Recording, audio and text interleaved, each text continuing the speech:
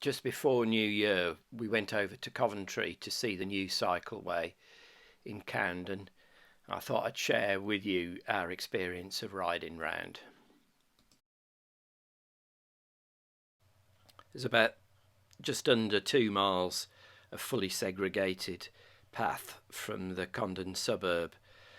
Takes you close to the city centre. The cycleway wasn't complete when we rode it, as you can see here. Still some resurfacing to do, but it's interesting that you can see where the original road was here. So we're going up. I have to say it was really cold and wet as we were going along, but it's really clearly signed, and there's a nice curb between people cycling and the people driving on the road. And as you can see, it's a two-way path, and this is our party of cyclists coming up. So the first obstacle you've got to get past is there are traffic lights here at the junction.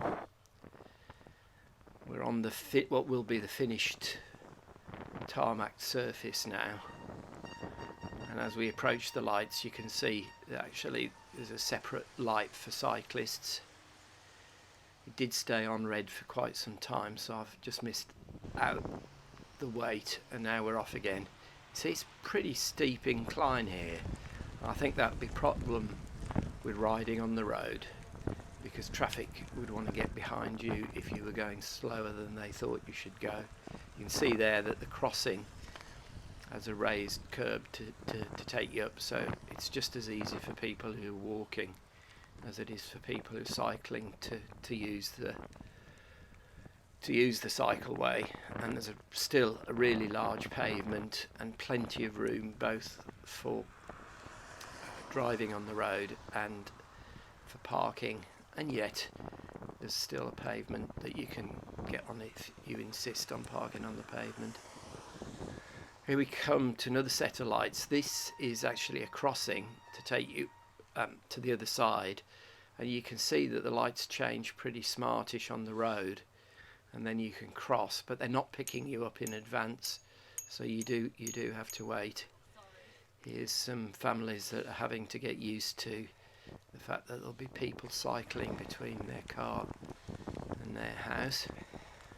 And here's the incline.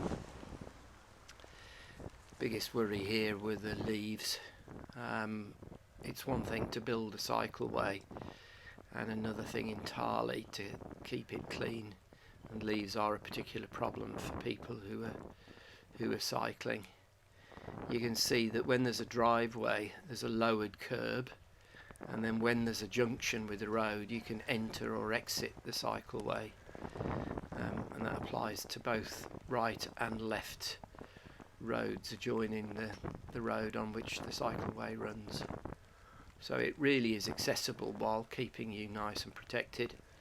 It does worry me that those gaps are also big enough for cars to enter, and although I didn't see any cars parked in or using the cycleway until just the end, I can imagine that could start to happen.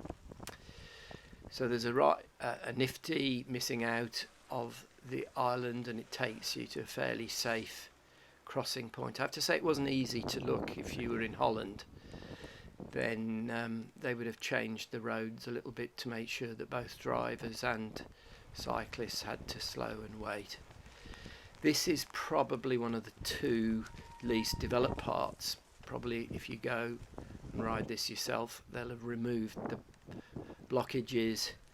I don't think we were actually supposed to cycle up here. I think that's what was supposed to happen, and that's, as you can see, because there are still posts.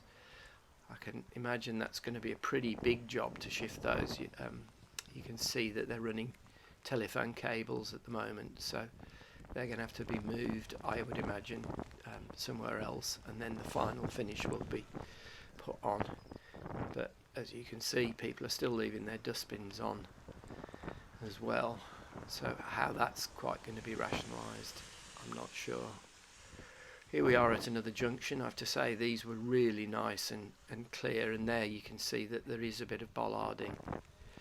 This is probably the bit that's most developed. I'm told that the hedge here on the left is a sort of native species, and that will grow to protect you and screen you as well from the road. Again, that's going to take quite a lot of work in order to maintain, and people are already asking questions about it, and I don't know whether it's hawthorn or something like that, but if it is, it will need sweeping after it's been maintained. I'll tell you a little bit about this tree and the tree roots when I come down, but you can see I'm on a much flatter, if not a down incline here, and so I'm able to pick speed up quite a lot. You can see how much rain there was at the time, because there is quite a lot of puddling on the surface. I have to say it was not that smooth.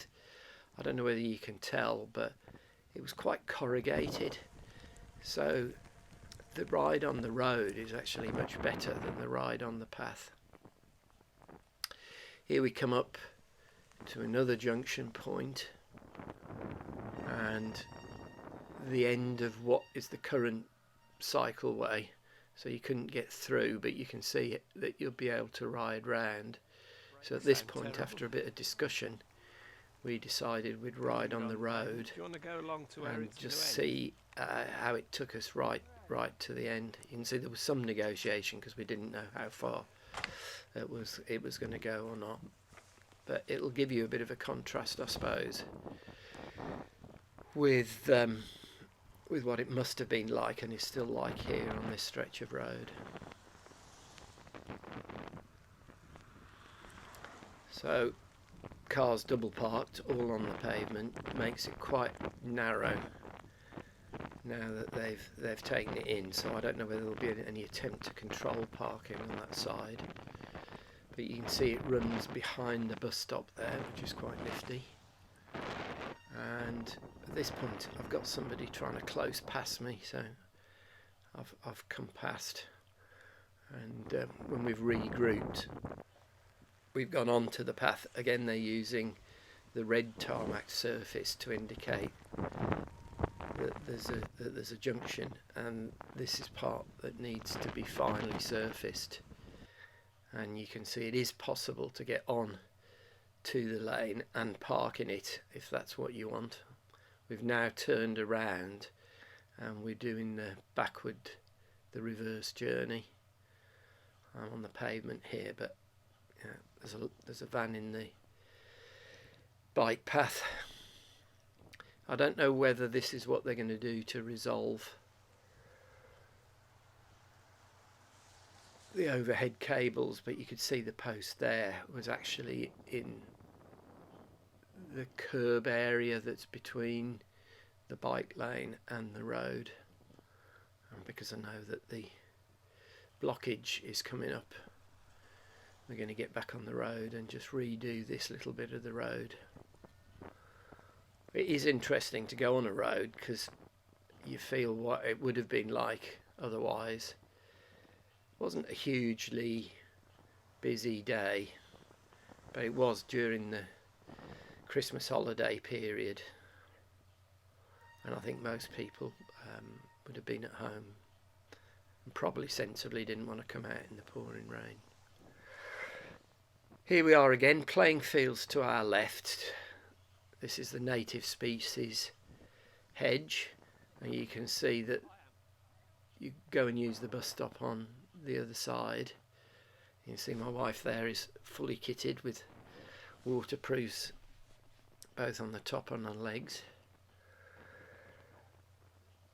Here we go down, and just in a little bit is this old tree that the engineers had to negotiate a path round, which is quite interesting.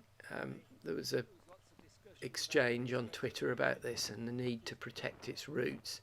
It does rather compromise the path, as you can see, but I suspect unless there's a lot of people cycling in different directions, it isn't really going to be a problem, and if you have to, you can stop. Again, you can see the bus stop there is really clear, and I think you could safely cross as a pedestrian without any problems.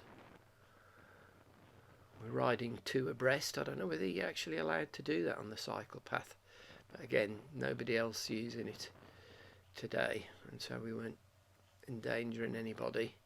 And you just get to see each of these junctions, I think probably more clearly on this round return trip. Nicely bollarded then. Gets a bit narrow here, and whether they'll actually cut in some more and how they're going to negotiate these trees and their roots, I'm not sure. I presume that because they've been growing under pavement already, that wasn't considered to be an issue here.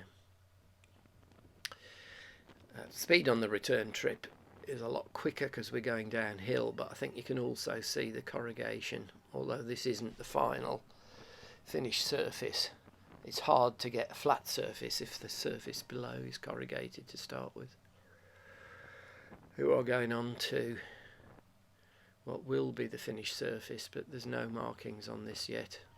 You can see really clearly how easy it is for pedestrians to get across. Perhaps a bit of confusion here because there's a natural inclination for pedestrians to walk across the bike route, and they were doing so even though there was a bike coming down. Back past the Christmas decorations, over the red junction, on the finished surface, and you can see at speed that there's some bounce. I've actually got suspension forks on my bike, so that made the ride fairly smooth, but I don't know what it would be like without those. And you do get some speed up down here, but you've got to be aware that anybody could be coming out of one of these houses at any point and going to what I suspect would be their car parked on the other side. But the arrangement does mean that you've got some slight protection from being doored on that side. Short wait. You can see how quickly the traffic light to the cars changes, although it's a little bit longer and you need to come to a full stop before you can cross. But it's quite nice to not have to just sit there and press a button. They have given this a lot of thought and put quite a bit of investment in there.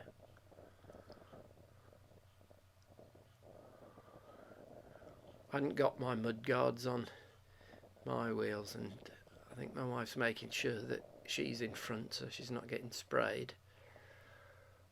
But I wanted to show you the run, so my apologies to her that my back wheel would have been kicking up mess. But you do get a better view if I'm in the front. Here we are at the main junction again. You can see that there are lights here. They get triggered. Pedestrian crossing, even though they had a red person signalling they shouldn't, but we didn't have to wait long. But I think that's just to do with the cycle rotation. I don't know whether it picks you up. I didn't have to say by this point we were really wet and cold and just were eager to get to the end. But the last little stretch,